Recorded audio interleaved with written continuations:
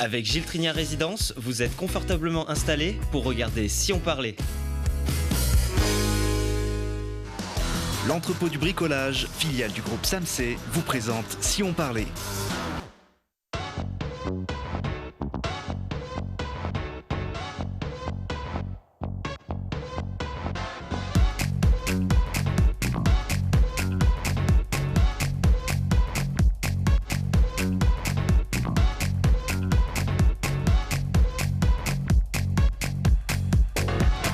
Bienvenue à tous, ils sont là, ceux qui font bouger les lignes du grand bassin grenoblois, qui ont des choses à dire. Si on parlait est là pour leur donner la parole. Bienvenue avec une centenaire ce soir, alors non pas notre invité, mais sa boutique, qui régale les amoureux du miel à Grenoble depuis un peu plus de 100 ans. Joyeux anniversaire. Merci, et oui, la 100e année est passée. Et oui. On arrive sur la suite, Et voilà. On va raconter cette... bien sûr. Déjà, on va continuer ici sur ce plateau avec vous, Laure Guibourg-Ribaud. Vous êtes la gérante de l'Abeille d'Or, qui est rue de Strasbourg. Et on va découvrir vos secrets de longévité. Et bien sûr, parler de ce miel d'été 2022 qui, a priori, est une bonne saison, plutôt bonne saison pour vous. Plutôt mieux. Un peu de suspense pour la suite. Voilà, exactement. Un futur centenaire, peut-être, qui s'est battu pendant... pratiquement 18 ans contre la mucoviscidose et qui aujourd'hui vit avec, mais comme tout le monde. Bonsoir Sacha. Bonsoir. Qu'est-ce qu'on est content de te retrouver ici. Moi aussi. Enfin, ce jour est arrivé. Tu es ici parmi nous en bonne santé. Oui. Depuis 1 an, tu bénéficies d'un traitement qui bloque les effets de la maladie. Exactement. Et qui te permettent de respirer. Et bienvenue avec ton papa Max. Ça va, Max? Bonjour. Oui, ça va bien. Oui. Et qui a secoué les consciences pour pouvoir faire bouger les choses. Voilà, on est très, très heureux de vous accueillir. Alors, Max Gavy, il y a peut-être 6 ou 7 ans, Oui. à peu près, alors qu'enfin la recherche semblait vraiment progresser, ça devenait concret, ces histoires de médicaments. Je vous avais demandé, et si, qu'est-ce que vous allez faire le jour où, qu'est-ce qui va se passer le jour où vous allez apprendre que Sacha va pouvoir avoir un médicament? Vous m'aviez répondu. Ça va. Vous m'aviez répondu, je me saoule. Voilà, Voilà, c'est mais ça. Oui, c'est vrai. Oui, moi qui bois jamais d'alcool, je me suis dit, oui, je vais Exactement. prendre une cuite. eh bien, regardez, là, vous avez l'air en pleine forme ce soir-là. Nous sommes en avril 2022 dans une salle pleine du Fontanil, pleine de personnes que vous avez tenu à remercier pour vous avoir accompagné durant toutes ces années de galère, pour ne pas dire d'enfer, contre cette maladie qui handicapait votre fils. Ce soir-là, on y était enfin et effectivement, vous étiez parfaitement clean comme d'habitude. À ce moment-là, qu'est-ce qui se passe, Max? La vie défile devant vous? Oui, beaucoup de choses, beaucoup de soutien. On est un peu perdu quand même, parce que on ne s'attendait pas à une telle issue. On y croyait, mais c'était un rêve un peu flou. Et là, quand ça arrive et qu'on va à la pharmacie et qu'on découvre ce médicament miracle, il y a beaucoup de choses qui... moi, ça me remplit toujours Toujours, bien sûr. d'émotions. Bien sûr. Mais oui, encore et quelques puis mois très après. heureux, bien sûr, pour Sacha, parce qu'il va pouvoir enfin être libéré de cette épée de Damoclès qui était sur sa tête. Donc, et voilà, donc vraiment heureux pour lui. Et puis, mais on avait dit qu'on faisait que cette génération allait aller au bout de la muco. Ouais, alors ça n'a pas été simple. Sacha, en plus, t'as jamais trop aimé être devant, être en avant. Ouais. Forcément, tu J'ai appris. étais voilà, presque aussi un symbole, un porte-parole, mais forcément, tu n'aimais pas trop te mettre en avant. Là, c'était le soir ou jamais, finalement. Exactement. Non, ouais. En parlant de tout ça, c'est un changement de vie complet. Enfin, un changement de vie. Des nouvelles perspectives plutôt. Ouais. Nouvelles perspectives de vie. Les fenêtres qui s'ouvrent. On ça. va au point de départ. Bien Nous, sûr. on t'a rencontré, on t'a sûrement rencontré un peu avant, c'était peut-être pas ce jour-là, mais c'est la première fois qu'on t'a filmé, un petit Ouais. blondinet. En 2007, tu avais 2007. 4 ans, c'est ça, 5 ans, ouais. C'est ça, 4 ans. Et tu avais de la résilience dans les yeux. Là, ça s'est vu sur cette image. Ton papa, lui, il avait les larmes dans les yeux, évidemment. Ça doit être 1 ou 2 ans après. Ton papa Max organisait les virades de l'espoir. On te voit ici plein de vie. toujours, parce que ce jour-là, c'était la grande fête en fait. C'est le jour où on voit que tout le monde nous soutient, que tout le monde vient pour nous. C'était énorme ces moments-là. Ouais. Toujours en pression, papa en pression 6 mois avant. Et quand ça arrive, tout repart et on s'amuse, on fait la fête. Hein. Tu y croyais là, à ce moment-là, qu'il allait se passer quelque chose? J'espérais. J'ai jamais été celui, même quand on a entendu parler de ce médicament, j'étais très content, mais j'attendais de voir la suite. Je me projetais pas, je vivais le moment présent, on verra ce qui se passe. Mais bien sûr que j'ai jamais baissé les bras et je me suis jamais dit de toute façon c'est impossible, on n'y arrivera pas. Ça c'est sûr et certain. Et voir tous ces gens ici tout autour de soi, c'était aussi l'occasion de faire connaître la maladie et de compter sur le soutien? Bien sûr, on rencontrait plein de gens. Puis même moi à cet âge-là, quand fallait...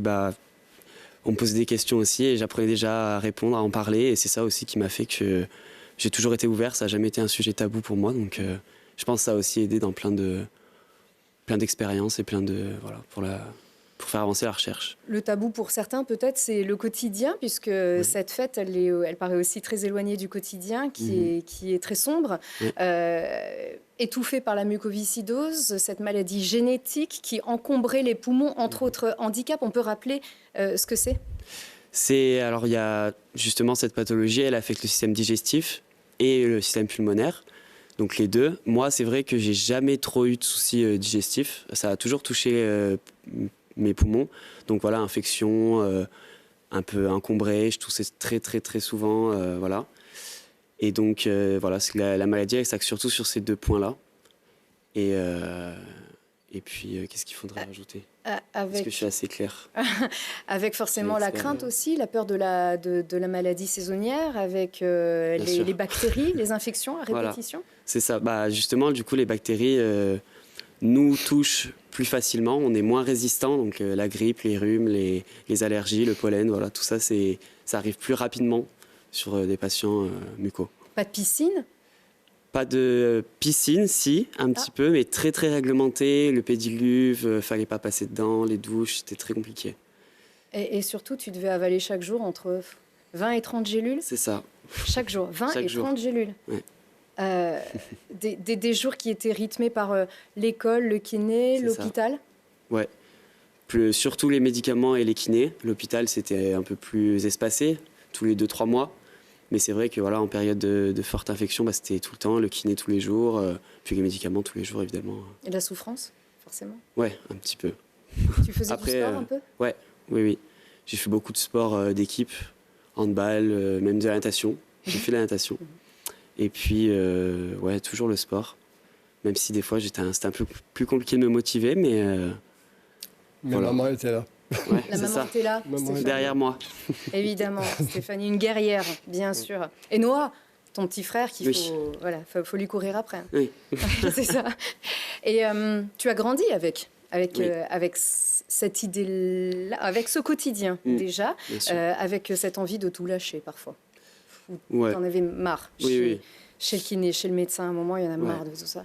Surtout fin collège, début lycée, surtout ce moment-là. C'était un ras-le-bol. On se dit, bon, je ne le prends pas aujourd'hui, on verra la gélule de demain, ce que ça va faire, ou voilà, on a envie d'arrêter, quoi. Mais, Et Max, grandir avec un ado, déjà, c'est pas facile. Mais il a fait ses expériences. Un jour, sa maman a nettoyé sa chambre et elle a découvert les antibiotiques qu'il devait prendre. Et il les planquait. Il les prenait pas. Sauf que la sanction est tombée tout de suite puisqu'il s'est retrouvé à l'hôpital avec une cure par voie intraveineuse pendant 3 semaines. Donc voilà. Il a fait ses propres expériences. Mais on comprenait avec Stéphanie. On comprenait que pour lui, c'était pas évident. Sacha, il a eu des réactions au niveau de la cortisone et tout. Il n'a jamais rien lâché. Nous, on voulait le garder à la maison. On lui disait, mais c'est pas grave, va pas au lycée. Dans l'état que tu es, il a toujours été au lycée. Il n'a jamais manqué, même dans l'état de fatigue qu'il était. Non, c'est un battant, quoi. Et ça, c'est l'état physique. Mais l'idée dans la tête, il y a forcément l'idée de la maladie, l'idée de la mort. Vous avez vu des proches disparaître? Alors moi, comment est-ce qu'on grandit avec ça? Moi, pour ma propre expérience, Je n'ai jamais, au grand jamais, eu peur. Je n'ai même jamais pensé à les conséquences de la maladie, je vais mourir. Alors ça ne m'est jamais venu à l'esprit. Donc ça, je dis pas que c'est une fierté, mais c'est vrai que moi, j'ai toujours fonctionné comme ça. Et je pense qu'aussi, en ayant grandi dans cette atmosphère, l'organisation des virades et tout, ça m'a boosté. Et en fait, j'ai jamais eu cette passe mentalement. Ça m'a jamais vraiment atteint ou mis mal ou rendu avoir des réactions. Voilà. J'ai toujours vu dans la souffrance, je regardais juste le point qui se disait ah non mais c'est bon, ça va aller. La greffe n'a jamais été d'actualité, en tout cas, ça n'a jamais été à l'ordre du jour, heureusement. Jamais. Et puis, effectivement, tu as été très, très entouré. Alors, on l'a dit, hein, Stéphanie, Noah, bien sûr, et puis tous les amis. Max, vous étiez à la baguette de ces virades de l'espoir, avec ces images anciennes. Hein, ça fait un moment qu'on vous suivait sur Télé Grenoble. Il fallait surtout pas rater le rendez-vous, parce qu'on sait que c'était effectivement le grand jour. Et le grand jour tourné, c'était toujours la vie. C'est ce que vous disiez dans Mucoviscidose, il y a le mot vie. Vous vous êtes battu pour que ce soit ça, vraiment, qui transparaisse. A inventé ce mot mucoviscidose, il ne s'est pas rendu compte que dedans, il y avait la vie. Et quand on s'en rend compte, on se dit, s'il y a la vie, c'est qu'il y a de l'espoir. Et pour avoir de l'espoir, ce n'est pas une simple formule, l'espoir, c'est aussi une pratique. Et nous, on a mis en pratique cet espoir. Et on a essayé de réaliser des choses avec 130 bénévoles. Qui ont toujours été fidèles, avec des partenaires, avec vous aussi Télé Grenoble, parce que vous avez une part, dans ce miracle, vous avez une part qui vous appartient. Oui, non, mais tout le monde dit que c'est pas grand-chose, mais vous avez fait la promotion du combat qu'on a mené. Vous vous souvenez ce qui étaient les virades, le nombre de personnes qu'il y avait Regardez Michael Jones déjà qui vient, légende hein, quand même. En fait, toutes les personnes ont apporté leur petite pierre à l'édifice. Tous ces gens sont bénévoles ici, c'est vraiment cet ensemble de personnes. Et puis aussi des parents, puisque à combien de malades aujourd'hui, combien est-ce qu'on compte de malades, la prévalence de la mucoviscidose au jour où on se parle? Aujourd'hui, en France, il doit y avoir 77 000 personnes atteintes de mucoviscidose. Et en Isère? En Isère, ça doit représenter pas tout à fait 200 personnes en Isère, 200 patients. Alors ici, c'était avec Vaincre la mucoviscidose. Un autre visage a incarné votre combat, c'est celui de la famille Le Marchal, de Grégory, bien sûr, de ses parents. Alors là, ça c'est le jour de ton anniversaire, hein, Sacha. Tu avais 8 ans ce jour-là et tu avais même soufflé les bougies. Tu étais un peu fatigué, ça arrive. Au Green de l'Espoir. Cette famille Le Marchal, c'est un pilier, c'est un rempart aussi. Ils vous ont donné aussi du souffle. Ah mais plus que ça. Bon, d'abord, Pierre, c'est mon pote. C'est mon pote. Et puis, c'est une famille extraordinaire, en fait. C'est Pierre et Laurence, ils ont leur enfant, ils ont Grégory en eux tout le temps. Et ce qu'ils font, c'est vraiment pour les patients. Pour tous les patients. Ils ne vivent que pour les patients qui ont la muco. Grégory a disparu. Il est toujours là, c'est-à-dire il a essaimé presque dans ce combat et les parents poursuivent le combat de Grégory. Mais ils le poursuivent aussi surtout le combat pour les patients et puis ils rénovent des hôpitaux pour le bien-être des patients. Ils ont créé une maison Grégory Le Marchal à Paris, à Rueil-Malmaison. Cette maison arrive juste à point avec ce médicament. Parce qu'avant, elle était surtout axée sur des patients greffés. Et aujourd'hui, elle est ouverte à beaucoup plus de choses parce que là, on parle de Sacha, mais il y a des patients qui prennent ce médicament qui était en très mauvais état, donc ils n'avaient pratiquement pas de perspective d'avenir. Et du jour au lendemain, on les retire de la liste de greffe et ils sont aptes et capables de travailler. Donc il faut que dans leur esprit, et cette maison arrive à bon point pour qu'ils puissent aller se ressourcer dans cette maison et avoir des orientations. Cette maison, elle est que exceptionnelle et unique. Et d'ailleurs, elle a été inaugurée il n'y a pas longtemps. Il y a quelques mois. Hein. Il y a quelques mois. Ouais. Et avec toujours, on a vu ces enfants qui jouent, c'est ça, c'est la vie. C'est-à-dire, on n'est pas. Cette famille a vécu un drame immense. impensable pour tout parent. Et aujourd'hui, ils se situent du côté de la vie et vous les avez toujours suivis. Et d'ailleurs, alors, grâce aux mobilisations diverses, vous les avez évoquées, au travail de la recherche, vous avez eu alors d'abord des informations. Chaque année, au mois de septembre, on se revoyait et puis ça changeait. Des informations, des annonces, des essais, des phases 1, des phases 2, phase 3, des résultats pour la première fois pour une maladie génétique. Oui. Pour une toute petite proportion de malades, mais un progrès immense. Là, ça a pris du sens pour vous? Ah oui, oui, ça a pris du sens. Et puis, je ne sais pas, mais on a eu la chance à Grenoble d'avoir 2 ministres, dont un de la recherche et un de la santé, de Mme Fioraso et Olivier Véran, et qui ont eu une part très importante dans les négociations pour le médicament. Oui, parce que, en fait, alors je ne dis pas que c'est grâce à lui, mais en tout cas, une chose est certaine, c'est que, étant impliqué, connaissant la maladie, parce que Olivier et Geneviève venaient sur nos manifs. Et il courait. Vous vous souvenez, il courait avec nous. Geneviève n'avait jamais ses baskets, elle empruntait des baskets aux bénévoles. Mais alors, je pense que quelque part, le fait, la façon dont il connaissait la mucoviscidose, je pense que quelque part, ça a accéléré les choses. C'est ça, parce que enfin, il est arrivé ce médicament, parce que, Sacha, tu as dû attendre ton tour. Il y avait aussi des médicaments pour une certaine catégorie de mutations. Toi, tu n'étais pas encore éligible et enfin, il est arrivé, mais hors de notre portée en Europe. C'est ça qu'il faut comprendre. En fait, vous êtes très direct, Max. Vous ne faites pas de politique. Vous évoquiez des personnalités politiques, bien sûr, mais c'est quand même cette action de ces personnes et du ministre de la Santé qui a changé. Ah oui, oui. Oui, il a pris le dossier à bras-le-corps. L'année dernière. Oui, parce que déjà, quand il a été nommé Premier ministre, pas Premier ministre, pardon, ministre de la Santé.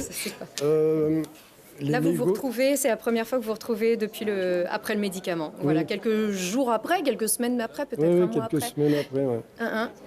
Beaucoup d'émotions, forcément. Il venait juste inaugurer un terrain de rugby et il vous a retrouvé. Il y avait beaucoup d'émotions à ce moment-là. Oui, le fait que le traitement soit inaccessible, c'est effectivement une révolte de votre côté. Et il y a des personnes qui ont pu faire accélérer les choses et régler le dossier. Alors écoutez, je vais vous faire une confidence. Allez. Au mois de juin, l'année dernière, j'ai envoyé un message à Olivier. Et je lui ai dit, je sais, Olivier, tous les efforts que tu fais pour les négociations avec le laboratoire Vertex. Mais Sacha et tous, je l'entends tousser, c'est insupportable, ça devient insupportable. Alors moi, je voulais juste t'avertir que si fin juillet, le médicament n'est pas sorti, je fais une grève de la faim devant le laboratoire Vertex à Paris. Et 3 minutes après, Olivier m'a appelé en me disant « Max, j'espère que tu n'as pas averti la presse, rien. » Je dis « Non, non. » Il me dit « Alors, je vais te faire une confidence.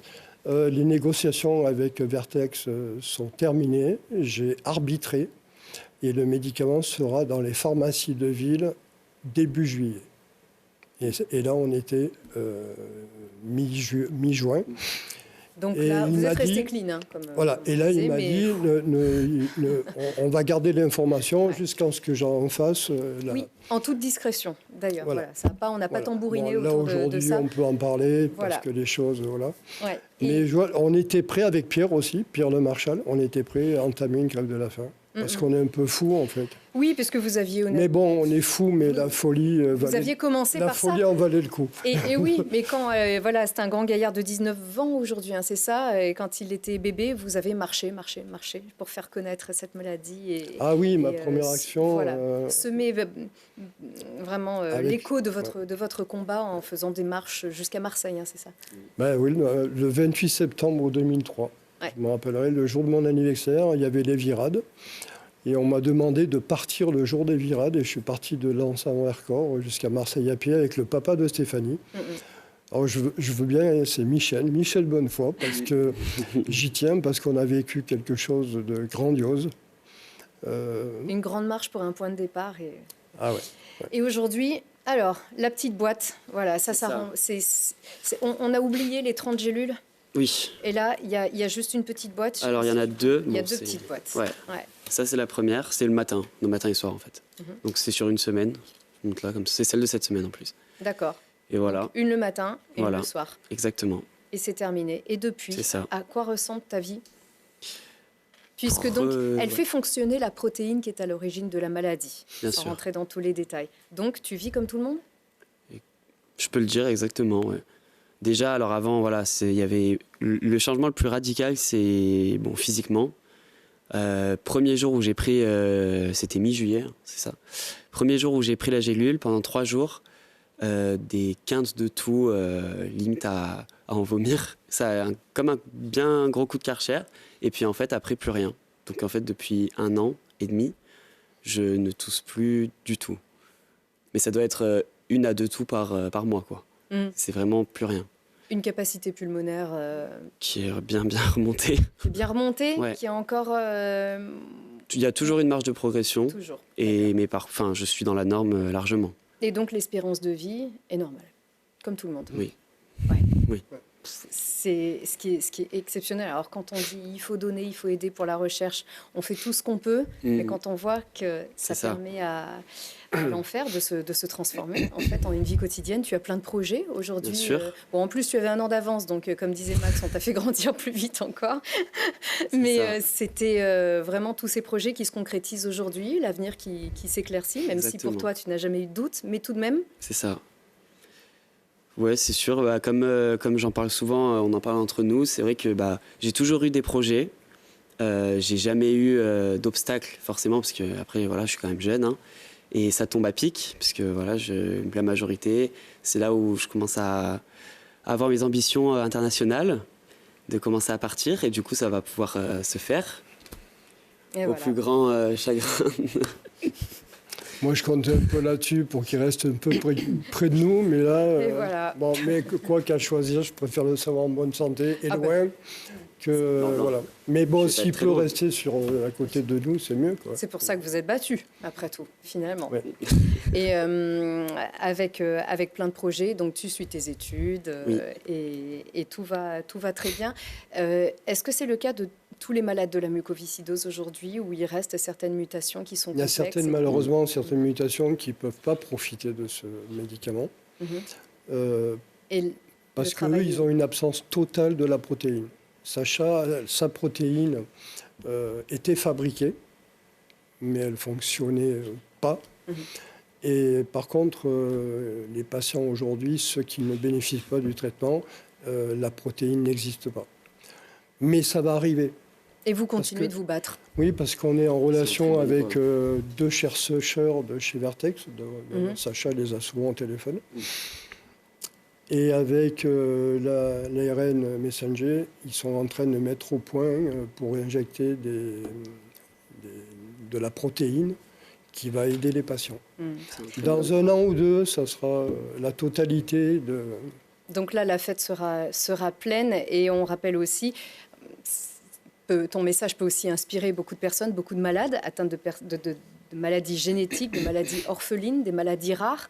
Voilà, Max, vous savez où le trouver. Sinon, appelez Télégrenoble et demandez-nous. Il est toujours prêt à aider quiconque a besoin de véhiculer vraiment ce combat, à lui donner de la force et à lui donner de l'écho. Voilà. Il n'y a pas de problème. Voilà, votre combat a fait des petits. Oui, notre combat a fait des petits et voilà. Non, il ne faut rien lâcher en fait. Il faut toujours y croire, rien lâcher, bien s'entourer. Et Dieu sait qu'on a été entouré, vraiment. D'ailleurs, je voulais remercier ici tous les bénévoles qui ont œuvré, les partenaires, puisque vous avez un voisin à côté, Bernard Muravo, qui a été un homme merveilleux dans ce qu'il a pu apporter dans notre combat. Plein de gens, si je devais les citer, il faudrait 4 émissions. Docteur Pain, Mais voilà. aussi, Et le docteur qui est Isabelle partie à la Pain, les retraite. équipes Bien sûr. médicales, Oui, oui. Isabelle Pain, les kinés qui se sont occupés de Sacha, et Dieu sait qu'eux, ils en ont bavé avec Sacha.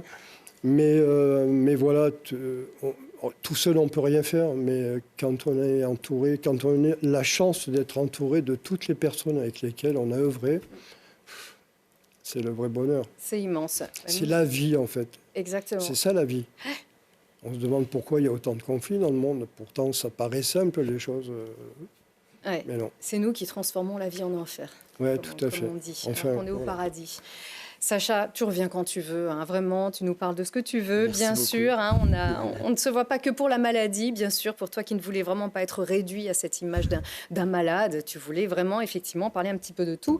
Qu'est-ce qu'on fait? Le bon réflexe avant l'hiver, on mange du miel. Hein, bah, c'est vrai. Je ne sais pas si c'est une remède. légende, si Un c'est bon un remède, remède si c'est de vrai. grand-mère. Bon remède. En tout cas, oui, c'est une bonne idée, bien sûr. Très bonne idée, ça existe depuis tous les temps, donc il faut en profiter. Allez, on va savoir comment manger du miel et avec qui.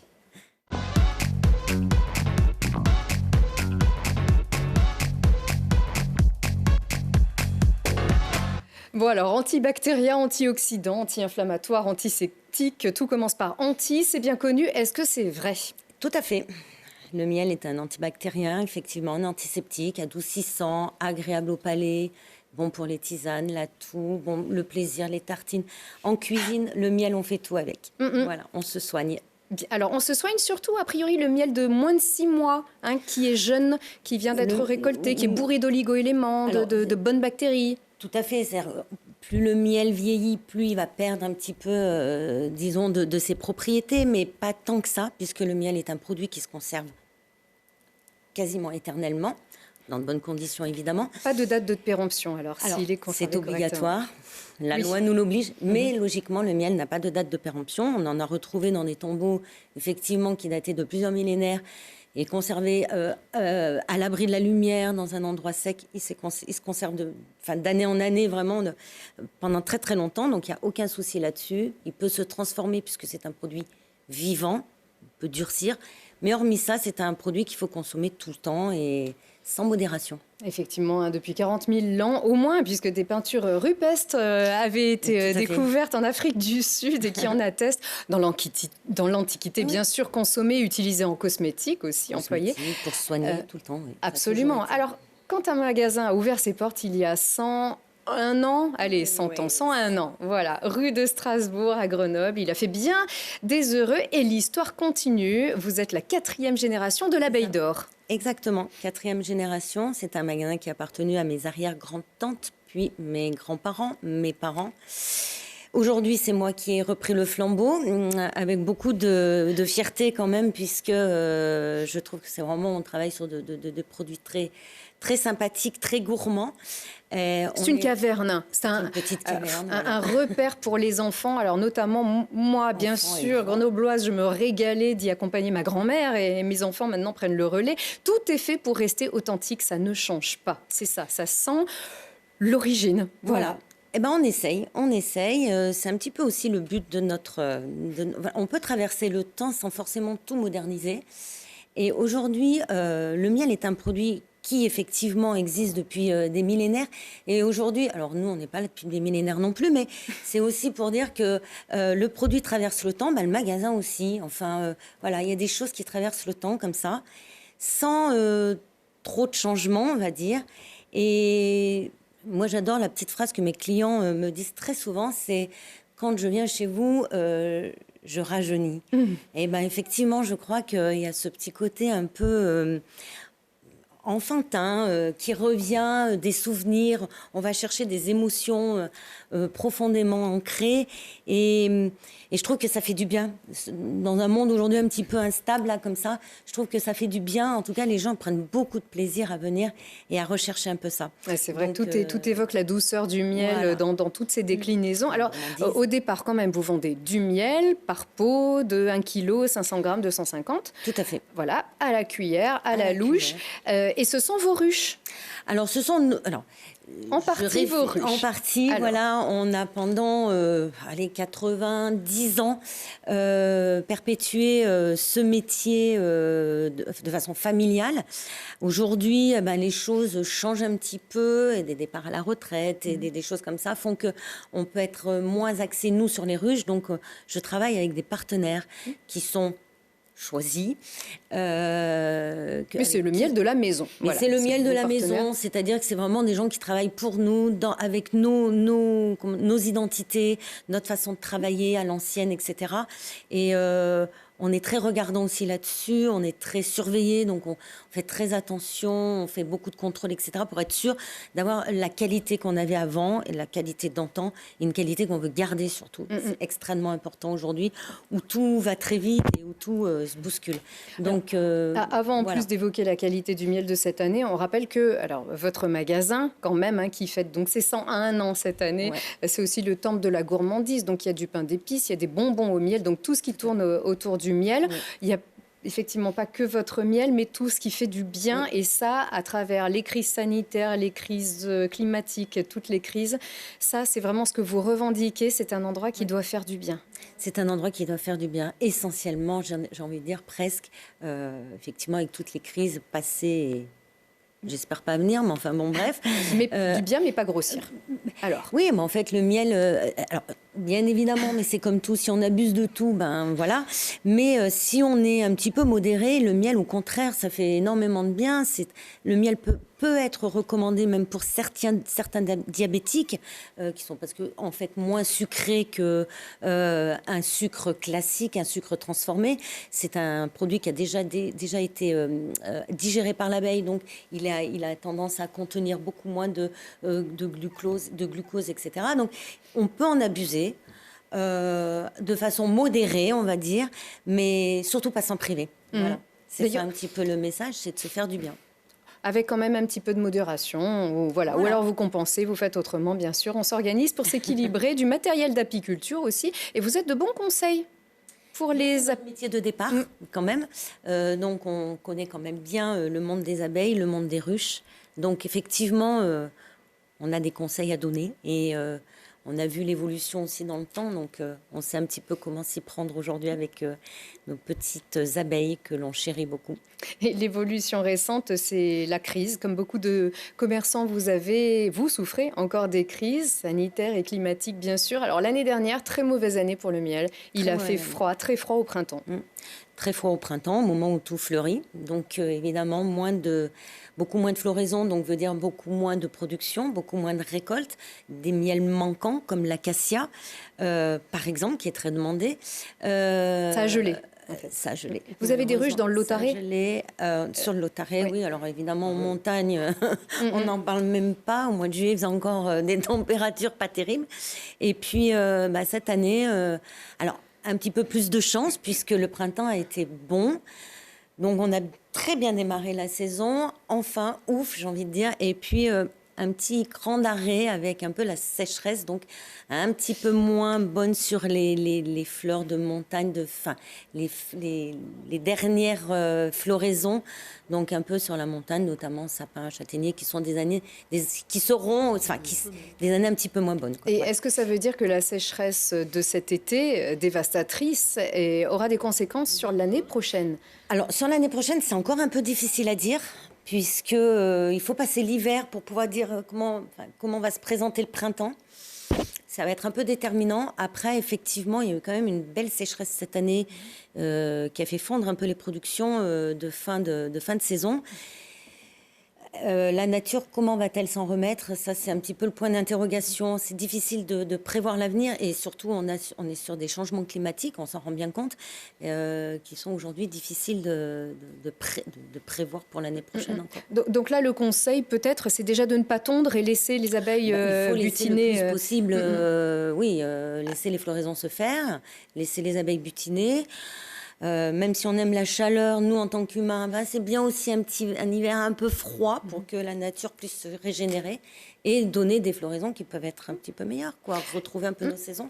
Alors surtout les ruches, elles se multiplient sur les toits, dans les villes, à la Bastille notamment, le miel de l'association de la descente des alpages, qui donc a déjà fait ses premières récoltes. C'est une bonne chose justement puisque c'est la clé d'un écosystème et de la biodiversité, l'abeille. C'est une bonne chose cet essaimage. Oui, je crois que aujourd'hui c'est important d'abord de prendre conscience du travail qu'elles font. pour la nature notamment. Et puis c'est important de se diversifier et d'avoir un peu des ruches, j'ai envie de dire un peu partout même. L'abeille a tendance à s'adapter quand même à la ville, à la campagne, à la montagne, au climat, etc. Après, nous, l'humain, on rentre un petit peu dans son monde, mais on l'aide aussi à survivre, si on fait les choses évidemment de façon correcte. On l'aide à survivre. On la mange. Voilà aussi. Mais on est là aussi pour voir son comportement, comment elle évolue. Et en fait, les apiculteurs, et puis alors des chercheurs, alors je n'en fais pas partie, mais les chercheurs regardent aussi ce qu'on peut faire aujourd'hui pour la survie de l'abeille, qui est quand même un petit peu en danger, il faut le reconnaître. Donc c'est très bien de pouvoir se diversifier, et que ce soit en ville ou en montagne. Ce n'est pas les mêmes miels parce que les floraisons sont différentes, mais c'est très bien, c'est très bien. Elles pollinisent que ce soit en ville ou en montagne. Bien sûr, donc, et beaucoup s'y mettent. Alors, ça ne s'improvise pas, il faut connaître, et c'est beaucoup de travail aussi. C'est du travail, il y a des périodes bien précises où il faut être présent et être là. Et on trouve tous vos conseils donc dans votre magasin, et on trouve surtout votre miel. Alors, vous allez m'envoyer le premier pot et la première petite touillette, puisque celui-ci, il est précieux cette année. Alors, il est précieux puisque c'est l'acacia, qui est un miel qui est très doux et très clair, qu'on peut s'en servir aussi bien en cuisine, à manger, en tisane, enfin... On fait ce qu'on veut avec le miel. On peut se soigner. On peut également panser des blessures. Il est très clair, voilà, l'acacia. C'est un miel qui est très clair. Doux. C'est le miel des enfants, comme on dit beaucoup. C'est un peu aussi. oui, on peut dire ça, puisqu'effectivement, c'est un miel qui passe un peu partout, on va dire, et qui se marie très bien dans les cuisines sucrées-salées notamment. Super parfumé. Oui, Max, pardon, pendant que je vous envoie. Il y a du miel liquide et du miel un petit peu... Crémeux. Alors, crémeux. Alors, ça peut dépendre tout simplement d'abord du nectar de fleur, de ce que l'abeille a butiné, du fructose de la fleur. Et puis, il y a des miels qui vont directement être crémeux, quasiment à la sortie de la ruche. Il faut d'ailleurs extraire tout de suite, sinon ça reste bloqué dans les petits rayons de miel qui sont par exemple précis, et ça devient difficile de le récolter. Et puis le miel va de lavande. Le miel de lavande, il cristallise très vite. Par exemple, le miel de printemps, qui est un des premiers miels de l'année. Ça peut être un miel de montagne également. Et puis, plus il fait froid, plus le miel durcit, plus on le garde dans le temps, et plus le miel peut durcir. Mais il a un rythme qui n'est pas toujours le même, donc c'est un produit vivant, comme je disais tout à l'heure, donc ça peut évoluer. Alors faites voir donc le miel de thym, comme ça. Pour les consommateurs, au niveau de l'arnaque, parce qu'il y a beaucoup de magasins qu'on trouve sur les marchés, notamment dans le midi. Et en fait, ils sont bourrés de sucre plus que... Ils peuvent être bourrés de sucre, effectivement. Alors, c'est pas parce que le miel... Alors, je précise un petit peu, parce qu'on... Bien dans le micro et en 30 secondes. On me pose souvent la question. Ce n'est pas parce que le miel fait un petit grain qu'il y a du sucre à l'intérieur. Voilà, le miel peut cristalliser de façon naturelle. Alors là, Par contre, effectivement, ce qu'il faut faire attention, c'est quand on achète en grande surface... logiquement, c'est pas forcément du bon miel. Il y en a. Bien sûr. Il y en a, c'est du bon, effectivement, mais il faut vraiment les reconnaître. Et j'ai envie de dire, s'il faut être un expert des fois pour reconnaître. Le goût n'est pas toujours là, il cristallise vite, il peut être mélangé avec du sucre. C'est pas très clair encore aujourd'hui, donc j'ai presque envie de dire, juste faut se méfier, quoi. Et là, c'est vraiment le moment justement où on est obligé de lâcher l'antenne, parce qu'on va Exactement. On est là, on a la descente des alpages le 8 octobre. Profitez-en, on sera tous dehors pour vous accueillir et vous faire déguster tout ça. Merci beaucoup Laure Guy-Bouribeau. Le miel de thym, de lavande ultra frais, c'est merveilleux. Merci pour cette découverte. Merci pour ce voyage. Plaisir. Et un beau centenaire à venir, encore un bon siècle à vous. On espère, et puis beau témoignage également, bravo à vous. Merci Sacha et Max, à très vite. Merci et vous beaucoup. encore, merci de votre fidélité. Plaisir. Au revoir.